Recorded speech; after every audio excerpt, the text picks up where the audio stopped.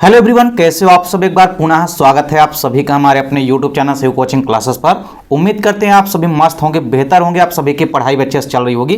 तो देखिए, board exam के लिए यहाँ पे हम 2 अंकों वाले इंपॉर्टेंट क्वेश्चन लाए हैं क्लास 12 बायोलॉजी के। तो चलिए सीधे वीडियो को स्टार्ट करते हैं। आपके बोर्ड एग्जाम में लगभग 8 से 9 2 अंकों वाले इंपॉर्टेंट क्वेश्चन पूछे जाते हैं। तो लगभग आपको कई सारी यहाँ पे हम वीडियो प्रोवाइड कराएंगे, जिनके माध्यम से हम 2 अंकों वाले, 3 अंकों वाले और 4 अंकों वाले जो भी इंपॉर्टेंट क्वेश्चन है उनका सोल्यूशन भी आपको यहाँ पे प्रोवाइड कराएंगे। तो चलिए सीधे वीडियो को स्टार्ट करते हैं। पहला प्रश्न है कि अंडाशय तथा वृषण के कार्य लिखिए। काफी इंपॉर्टेंट क्वेश्चन है। सबसे पहले हम देखते हैं अंडाशय के कार्य यानी कि फंक्शंस ऑफ ओवरी। ओवरी के कार्यों की यदि हम बात करते हैं तो 2 इसका इंपॉर्टेंट काम है। पहला इंपॉर्टेंट काम होता है अंडाणु का निर्माण करना यानी फॉर्मेशन ऑफ ओवम। ओवम का निर्माण करना किसका काम होता है? अंडाणु का प्रथम काम होता है।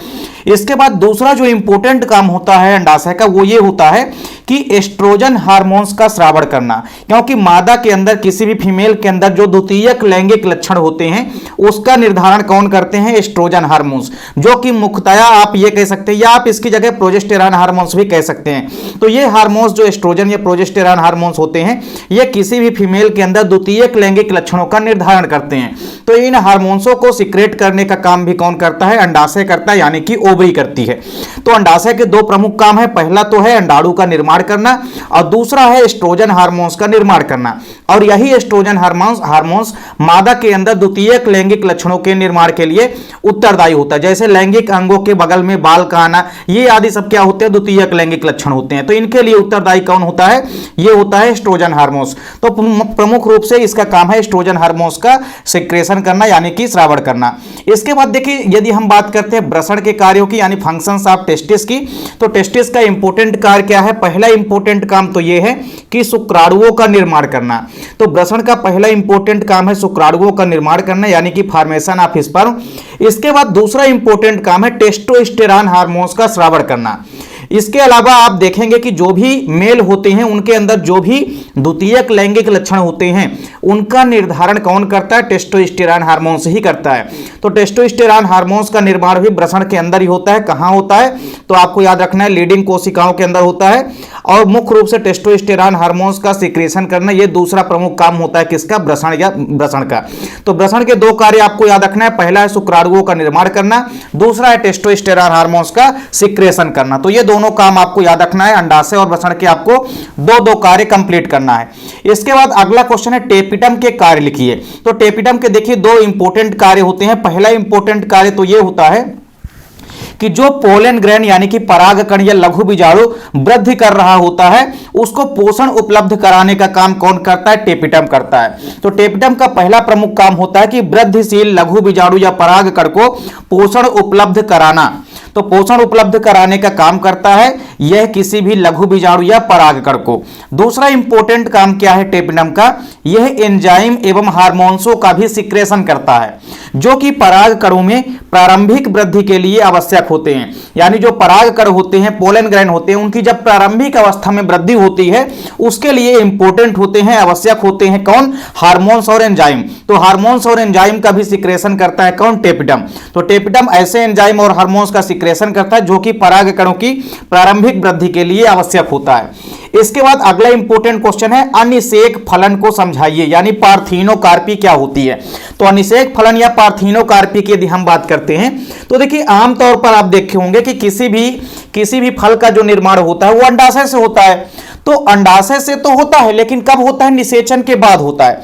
लेकिन कभी कभी क्या होता है कि बिना निषेचन के ही जो अंडाशय होती है वो किस में बदल जाती है? फलों में बदल जाती है। तो बिना निषेचन के ही अंडाशय का फलों में बदलने की जो प्रक्रिया होती है उसे हम क्या कहते हैं? अनिषेक फलन। तो आपको याद रखना है कि बिना निषेचन के ही अगर अंडाशय फल में परिवर्तित हो जाता है तो इस क्रिया को हम बोलते हैं अनिषेक फलन। और अनिषेक फलन का आपको एग्जाम्पल याद रखना है केला और अंगूर। सबसे बढ़िया एग्जाम्पल है इसका केला। केला में आप देखेंगे कि बिना निषेचन के ही जो उसके अंडाशय होते हैं वो फल में परिवर्तित हो जाते हैं। तो केला एक अनिषेक फलन का एग्जाम्पल है यानी कि पार्थिनोकार्पी। तो कुल मिलाकर के आपको समझ में आ गया होगा कि बिना निषेचन के ही अगर अंडाशय से फल विकसित हो जाता है तो इस प्रक्रिया को हम बोलते हैं अनिषेक फलन। और अनिषेक फलन का एग्जाम्पल आपको याद रखना है केला और अंगूर। चलिए अगला क्वेश्चन देखते हैं। अब अगला क्वेश्चन है अनिषेक जनन किसे कहते हैं। तो अनिषेक फलन यानी पार्थिनोकार्पी के बाद अब है अनिषेक जनन यानी कि पार्थिनोजिनेसिस। पार्थिनोजिनेसिस की यदि हम बात करते हैं तो देखिए आमतौर पर क्या होता है कि निषेचन के बाद क्या होता है कि भ्रूण का निर्माण होता है। पहले जाइगोट बनता है, फिर जाइगोट से भ्रूण बनता है। तो देखिए अंड अथवा मादा युग्मक जो होता है वो बिना निषेचन के ही अगर भ्रूण में परिवर्तित हो जाए, आमतौर पर आप देखेंगे कि निषेचन के बाद ही क्या होता है, मादा युग्मक अथवा अंड जो होती है वो भ्रूण में बदलना शुरू हो जाती है। लेकिन कभी कभी क्या होता है कि बिना निषेचन की ही जो अंड कोशिका अथवा मादा युग्मक होती है ये किस में बदल जाते हैं, भ्रूण में बदल जाते हैं। तो इस क्रिया को ही हम अनिषेक जनन कहते हैं। कहने का मतलब यह है कि अंड कोशिका अथवा मादा युग्मक जो है बिना निषेचन के ही अगर भ्रूण में बदल जाती है तो इस प्रक्रिया को हम अनिषेक जनन या पार्थिनोजिनेसिस कहते हैं। इसके एग्जाम्पल आप देख सकते हैं। पहला एग्जाम्पल है यूलोथ्रिक्स और दूसरा है स्पायरोगायरा आदि। ये एग्जाम्पल आपको याद रखने हैं, दोनों अनिषेक जनन के सबसे बढ़िया एग्जाम्पल है। अगला क्वेश्चन है त्रिसंलयन, one of most important question. त्रिसंलयन यानी कि ट्रिपल फिजन क्या होता है। तो ट्रिपल फिजन के लिए देखिए क्या होता है कि द्वितीयक केंद्रक जो होता है, जब भी आप किसी परिपक्व भ्रूण कोश की संरचना देखेंगे उसके अंदर आपको 7 कोशिकाएं और 8 केंद्रक दिखाई देते हैं। उन 8 केंद्रकों में से जो बीच में सेंट्रल सेल के अंदर 2 केंद्रक होते हैं उनको हम बोलते हैं द्वितीयक केंद्रक या ध्रुव केंद्रक। तो द्वितीयक केंद्रक के साथ जब दूसरा नरयुग्मक मिलता है, यानी निषेचन के समय आप देखेंगे कि 2 नरयुग्मक जो है भ्रूण कोश के अंदर छोड़ दिए जाते हैं। तो उसमें से जो दूसरा नरयुग्मक होता है, पहला नरयुग्मक क्या करता है, तो पहला नरयुग्मक तो अंड कोशिका के केंद्रक से संयोग कर लेता है, जिस क्रिया को हम निषेचन बोलते हैं। जो दूसरा नरयुग्मक बचा रहता है वो दूसरा नरयुग्मक द्वितीयक केंद्रक के साथ संयोग करता है और द्वितीयक केंद्रक के साथ संयोग करने के बाद क्या बनाता है, एक त्रिगुणित यानी कि ट्रिप्लॉइड संरचना बनाता है, जिसको हम बोलते हैं प्राथमिक भ्रूणपोष केंद्रक यानी प्राइमरी एंडोस्पर्म न्यूक्लियस। तो त्रिसंलयन का मतलब है कि द्वितीयक केंद्रक जब किसके साथ मिलता है, दूसरे नरयुग्मक के साथ मिलता है और एक त्रिगुणित संरचना यानी कि प्राथमिक भ्रूणपोष केंद्रक का निर्माण करता है, तो इस क्रिया को हम बोलते हैं त्रिसंलयन या ट्रिपल फिजन।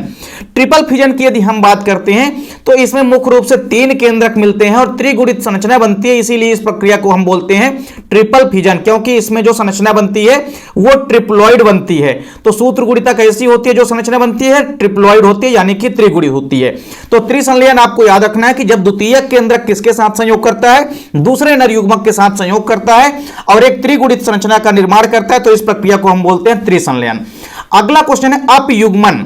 अपयुग्मन या एपोगेमी क्या है। तो देखिए अपयुग्मन की यदि हम बात करते हैं तो इस विधि में भ्रूण का जो विकास होता है या डेवलपमेंट होता है वो अंड कोशिका को छोड़ करके युग्मकोद्भिद की किसी भी कोशिका से होता है।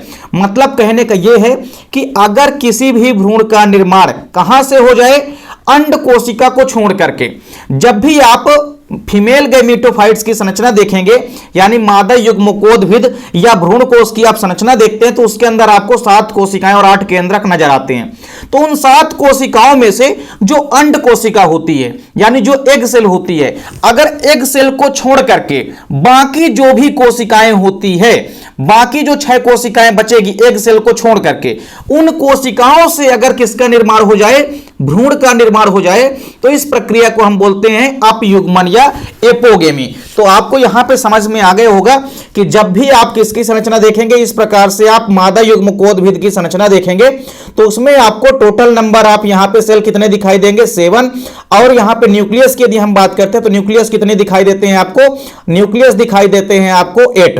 तो इस प्रकार से 7 कोशिकाएं होती है। 7 कोशिकाओं में से जो ये वाली कोशिका होती है जिसको हम बोलते हैं एग सेल, क्या बोलते हैं, एग सेल। तो इस एग सेल को छोड़ करके बाकी जो कोशिका, ये सिनरगिड सेल हो गई 2, ऊपर की एंटीपोडल सेल हो गई, बीच वाली सेंट्रल सेल हो गई, तो इस एग सेल को छोड़ करके बाकी जितनी सेल है उन सेलों से यदि किसका निर्माण हो जाए, भ्रूण का निर्माण हो जाए, तो इस प्रक्रिया को हम बोलते हैं अपयुग्मन या एपोगेमी। तो आपको समझ में आ गया होगा कि किसी भी अंड कोशिका को छोड़ करके अगर युग्मकोद्भिद की किसी भी कोशिकाओं से अगर भ्रूण का निर्माण हो जाता है तो इस प्रक्रिया को हम बोलते हैं अपयुग्मन या एपोगेमी। इसके बाद अगला क्वेश्चन है अपस्थानिक भ्रूणता को समझाइए। तो अपस्थानिक भ्रूणता की यदि हम बात करते हैं तो देखिए क्या होता है कि कभी कभी कुछ पादपों का जो भ्रूण होता है यानी जो एम्ब्रियो होता है वो सीधे बीजांडकाय अथवा अध्यावरण की कोशिका से उत्पन्न होता है, इसे ही हम अपस्थानिक भ्रूणता कहते हैं।